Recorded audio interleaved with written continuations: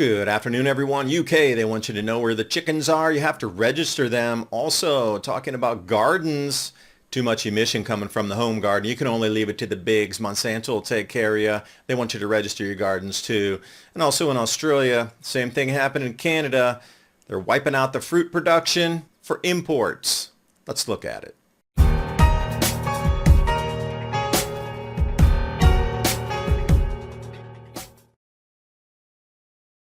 And starting off here, do you keep chickens in your back garden? You're going to have to register them. Oh, it started October 1st. Wow. Wonder how that's going.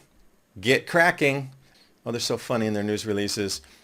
So if you go to gov.uk, register as a keeper of less than 50 poultry or other captive birds like pheasants, for example, any type of bird, anything that has an egg, you have to register it. Up to 49 birds. After that, you need to register as a commercial grower. And what happens? Well, so many people register the chickens. The online service crashed, unavailability, technical issues. You can still register to be the keeper of less than 50 birds, but you have to fill out 4 pages of unreal amounts of information. I got the PDF. I was looking at it going, wow. You need more information than would fill out fingerprints for the FBI. You need more information than if you're going to do a university application. It's all personal. They need your driver's license, your address, just hugely intrusive amounts of information just to register a chicken. So the Brits, being good Brits, they crashed the system because they would go to supermarkets and places like Tesco/Costco and register the chicken they bought that was already roasted. I got a roasted chicken. I need to register it. People are also registering individual chicken nuggets. They went and got chicken McNuggets at McDonald's and they registered each individual nugget as chicken. So it crashed the system. So like, we can't do that anymore online because every time it comes online for an availability to register online, they're going to crash the system. Now they want you to go do paper and people are like, no, I'm not doing the paper. I want to register online. And it's so funny that citizens have taken it to their own accord to like overwhelm the system. And that's really creative to try to think of a roast chicken as registering your chicken. People are fed up with the intrusiveness. What they really want to do is know where your food supply is that's off system. Those that have chickens are probably going to have gardens. And you're going to be way off chain there. And they don't want you off chain. They want to know where every morsel of food is.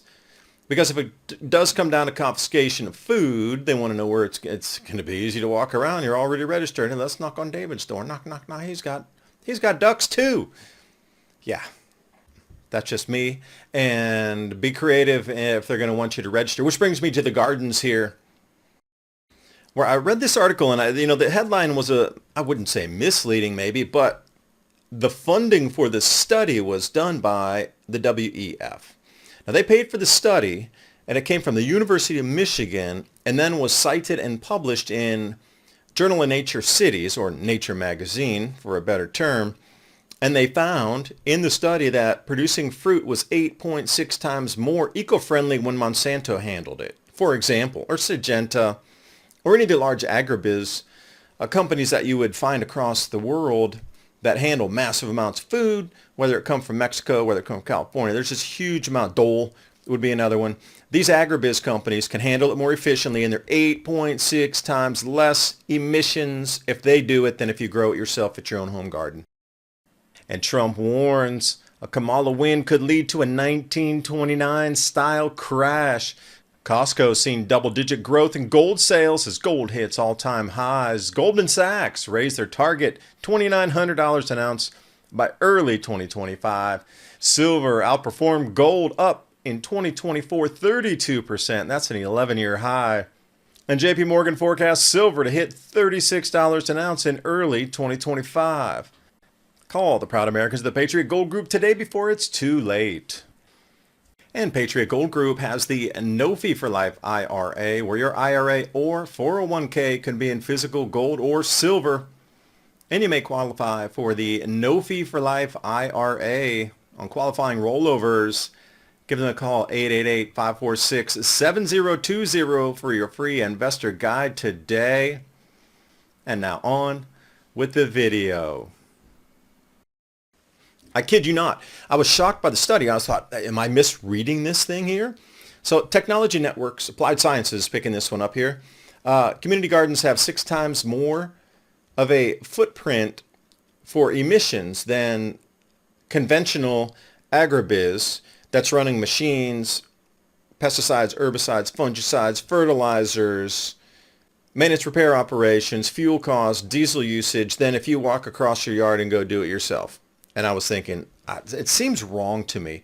So that's what I want to point it out, because I'm just bringing it to you. Maybe I'm misreading the information. I don't know. I'm trying to do it. Comparing carbon footprints of urban and conventional agriculture. So the footprint from an urban agriculture is like a lot next to somebody's neighborhood or available in the neighborhood where nothing's built on it. People come in, they set up the gardens in there. They're growing until a lot gets sold and the building gets built. They're going to use that as like free land. We're going to come in and build. Okay, and put the gardens out.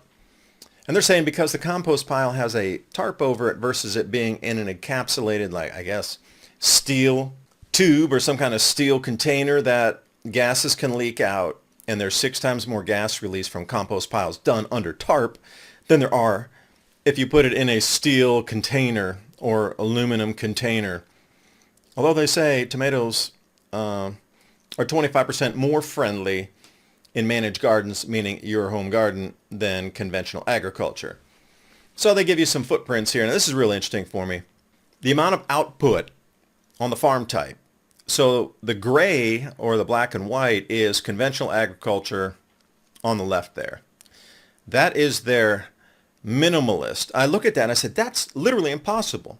Like, conventional agriculture has a massive supply chain attached to it. So how does this even fit? Because urban agriculture, you literally walk across the street or your neighbors walk to go work on the garden. And look at the difference in the outputs on this in terms of gas. And we look at urban collective gardens, and again, it's just staggeringly higher than what you would consider farm-based chemical agriculture running with machinery. And I'm saying, God, maybe I'm misreading this thing. And individual gardens, too, far exceed. And that's like me in my backyard with my own beds, putting my own fertilizers in it, putting natural, obviously, my own wood waste that I get from the forest, humus, my wood humus, and also everything else that I would do for compost on my own farm that I'm walking to. Or if I use a four-wheeler, it's like a few hundred feet, a few hundred meters, not miles and miles and miles. Then I look over here at the next one here. Emissions by farm type and product. Okay. Fruit and veg.